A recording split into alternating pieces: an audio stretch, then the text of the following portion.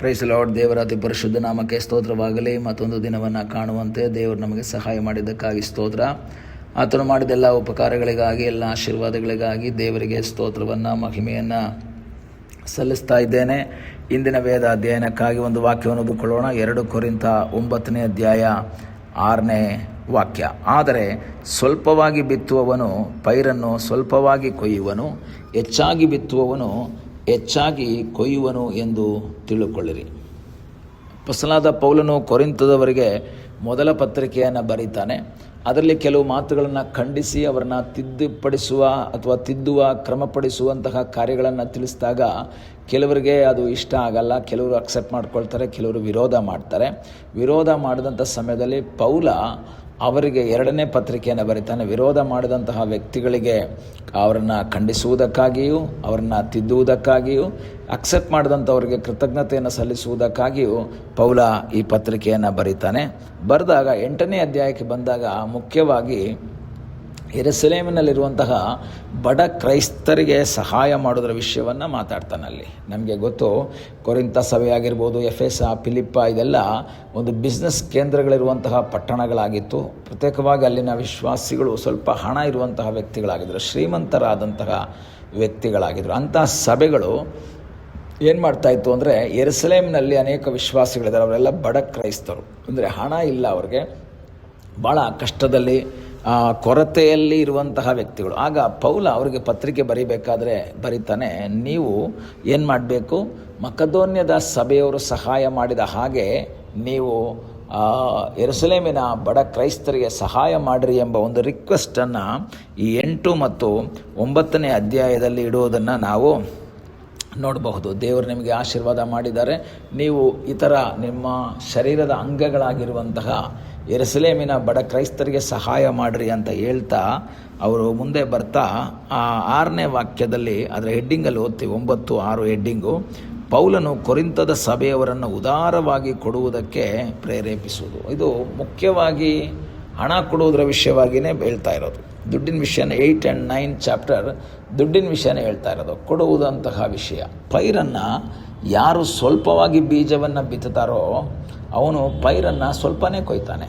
ಯಾರು ಹೆಚ್ಚು ಬಿತ್ತುತ್ತಾರೋ ಅವ್ರು ಹೆಚ್ಚು ಕೊಯ್ತಾರೆ. ಅದು ನಾರ್ಮಲ್ ಆಗಿ ನಮಗೆಲ್ಲ ಗೊತ್ತಿರುವಂತಹ ಕಾರ್ಯನೇ.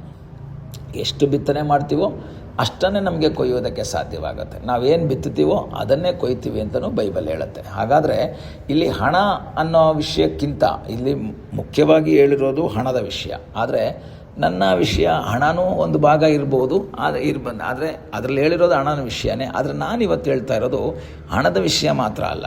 ದೇವರಿಗೋಸ್ಕರ ನಾವೇನಾದರೂ ಸಹಾಯ ಮಾಡಿದ ಅಂದರೆ ಹಣ ಕೊಟ್ಟಿದ್ದರೆ, ಸೇವೆಗೆ ಕೊಟ್ಟಿದ್ದರೆ, ಆ ಸೇವಕರಿಗೆ ಕೊಟ್ಟಿದ್ದರೆ, ಅಥವಾ ಇನ್ಯಾರೋ ಕಷ್ಟದಲ್ಲಿರುವಂಥ ವ್ಯಕ್ತಿಗಳಿಗೆ ಕೊಟ್ಟಿದ್ದರೆ, ಅಥವಾ ವೇದನೆಯಲ್ಲಿರುವಂಥ ವ್ಯಕ್ತಿಗಳಿಗೆ ಕೊಟ್ಟಿದ್ದರೆ, ದೇವರು ನಮಗೆ ಅದಕ್ಕೆ ಡಬಲ್ ಆಗಿ ನಮಗೆ ಕೊಡ್ತಾರೆ. ಜಡಿದು ಅಲ್ಲಾಡಿಸಿ ಹೊರಚೆಲ್ಲುವ ಹಾಗೆ ಕೊಡ್ತಾರೆ ಅಂತ ಬೈಬಲ್ ಹೇಳ್ತದೆ. ಅದಿಲ್ಲ ಅಂತ ನಾನು ಹೇಳಿಲ್ಲ, ಅದು ಸರಿಯೇ. ಆದರೆ ನಾನಿವತ್ತು ಮಾತಾಡ್ತಾ ಇರುವಂಥದ್ದು ಬರೀ ದುಡ್ಡಿನ ವಿಷಯ ಮಾತ್ರ ಅಲ್ಲ. ನನ್ನ ಸಮಯವನ್ನು ಎಷ್ಟು ಬಿತ್ತನೆ ಮಾಡ್ತೀನೋ ಅಷ್ಟು ಹೆಚ್ಚು ಸಮಯವನ್ನು ದೇವರು ನನಗೆ ಕೊಡ್ತಾರೆ. ನನ್ನ ಆರೋಗ್ಯವನ್ನು ಎಷ್ಟು ದೇವರಿಗಾಗಿ ಬಿತ್ತನೆ ಮಾಡ್ತೀನೋ ಅಷ್ಟು ಹೆಚ್ಚಾಗಿ ನನಗೆ ಕೊಡ್ತಾರೆ.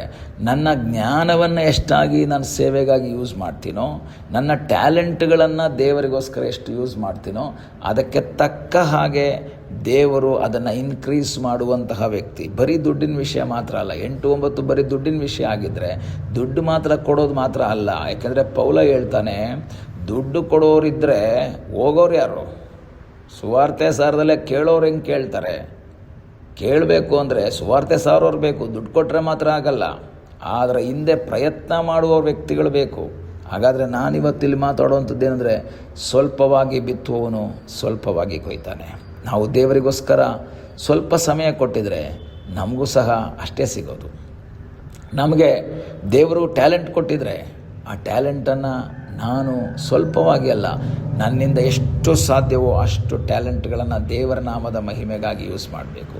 ನನ್ನ ಸಮಯವನ್ನು ಯೂಸ್ ಮಾಡಬೇಕು, ನನ್ನ ಆರೋಗ್ಯವನ್ನು ಯೂಸ್ ಮಾಡಬೇಕು, ನನ್ನ ತಿಳುವಳಿಕೆಯನ್ನು ಯೂಸ್ ಮಾಡಬೇಕು. ಇವೆಲ್ಲ ನಾನು ಯೂಸ್ ಮಾಡಿದಾಗ ದೇವರ ವಾಕ್ಯ ಹೇಳ್ತದೆ, ನನ್ನನ್ನು ಉನ್ನತವಾಗಿ ನಡೆಸುವಂತಹ ಸರ್ವಶಕ್ತನಾದ ಒಬ್ಬ ದೇವರಿದ್ದಾನೆ. ಈ ಬೆಳಗ್ಗೆ ವಾಕ್ಯವನ್ನು ಕೇಳುವಂತಹ ದೇವರ ಮಕ್ಕಳೇ, ನನ್ನ ನಿಮ್ಮ ಜೀವಿತದಲ್ಲಿ ಅದ್ಭುತವನ್ನು ಮಾಡುವ ಸರ್ವಶಕ್ತನಾದ ಒಬ್ಬ ದೇವರಿದ್ದಾನೆ.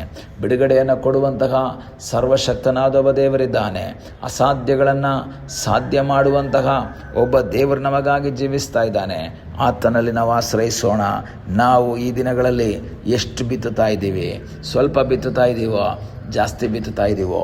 ಕೆಲವ್ರು ಏನು ಮಾಡ್ತಾರೆ ಅಂದರೆ ಸ್ವಲ್ಪ ಬಿತ್ತಿರ್ತಾರೆ, ಜಾಸ್ತಿ ಎಕ್ಸ್ಪೆಕ್ಟ್ ಮಾಡ್ತಾರೆ. ಸ್ವಲ್ಪ ಬಿತ್ತುಬಿಟ್ಟು ಜಾಸ್ತಿ ಎಕ್ಸ್ಪೆಕ್ಟ್ ಮಾಡಿದ್ರೆ ಅದು ನಮಗೆ ಸಿಗಲ್ಲ. ಅದು ಹಣ ಆಗಿರ್ಬೋದು, ಆರೋಗ್ಯ ಆಗಿರ್ಬೋದು, ಟ್ಯಾಲೆಂಟ್ ಆಗಿರ್ಬೋದು, ಏನೇ ಆಗಿದ್ರೂ ಸಹ ನಾವು ಎಷ್ಟು ಸಾಧ್ಯವೋ ಅಷ್ಟನ್ನು ಬಿತ್ತನೆ ಮಾಡಬೇಕು. ದೇವರು ಯಾರಿಗೂ ಸಾಲಗಾರ ಅಲ್ಲ. ದೇವರು ಅದನ್ನು ಬಡ್ಡಿ ಸಮೇತ ನಮಗೆ ಕೊಡ್ತಾನೆ. ನಮ್ಮ ಆರೋಗ್ಯವನ್ನು ದೇವರಿಗಾಗಿ ಯೂಸ್ ಮಾಡಿದರೆ ನಮ್ಮ ಆರೋಗ್ಯವನ್ನು ದೇವರು ಹೆಚ್ಚಿಸ್ತಾರೆ. ನಮ್ಮ ಜ್ಞಾನವನ್ನು ದೇವರಿಗಾಗಿ ಯೂಸ್ ಮಾಡಿದರೆ ಜ್ಞಾನವನ್ನು ಹೆಚ್ಚಿಸ್ತಾರೆ. ನಮ್ಮ ಹಣವನ್ನು ದೇವರಿಗಾಗಿ ಯೂಸ್ ಮಾಡಿದರೆ ಅದನ್ನು ಹೆಚ್ಚಿಸ್ತಾನೆ. ಎಲ್ಲವನ್ನೂ ಸಹ ಇನ್ಕ್ರೀಸ್ ಮಾಡುವ, ಹೆಚ್ಚಾಗಿ ಕೊಡುವ ಸರ್ವಶಕ್ತನಾದ ಒಬ್ಬ ದೇವರು ನಮಗಾಗಿ ಜೀವಿಸ್ತಾ ಇದ್ದಾನೆ. ಕಣ್ಣುಗಳನ್ನ ಮುಚ್ಚೋಣ, ಪ್ರಾರ್ಥನೆ ಮಾಡೋಣ. ನಮ್ಮನ್ನು ಬಹಳವಾಗಿ ಪ್ರೀತಿ ಮಾಡುವ ಪರಲೋಕದ ತಂದೆಯಾದ ದೇವರೇ, ಈ ಸಮಯಕ್ಕಾಗಿ ಸ್ತೋತ್ರ. ಈ ಸಮಯದಲ್ಲಿ ಮತ್ತೊಂದು ಆವರ್ತಿ ನಿನ್ನ ಸಂಧಾನದಲ್ಲಿ ನಾವು ಬಂದಿದ್ದೇವೆ. ತಲೆಬಾಗಿರುವಂಥ ನಿನ್ನ ಮಕ್ಕಳನ್ನು ಆಶೀರ್ವಾದ ಮಾಡಪ್ಪ ದೇವರೇ. ನಾವು ನೀನು ಕೊಟ್ಟಂತಹ ಹಣ ಆಗಿರ್ಬೋದು, ಆರೋಗ್ಯ, ನಮ್ಮ ಜ್ಞಾನ, ನಮ್ಮ ಸಮಯ, ನಮ್ಮ ಟ್ಯಾಲೆಂಟ್ಸ್ ಎಲ್ಲವನ್ನು ಹೆಚ್ಚಾಗಿ ಬಿತ್ತನೆ ಮಾಡಿ ನಿನ್ನ ರಾಜ್ಯದ ವ್ಯಾಪ್ತಿಗಾಗಿ ಪ್ರಯೋಜನ ಪಡುವಂತೆ ಸಹಾಯ ಮಾಡು.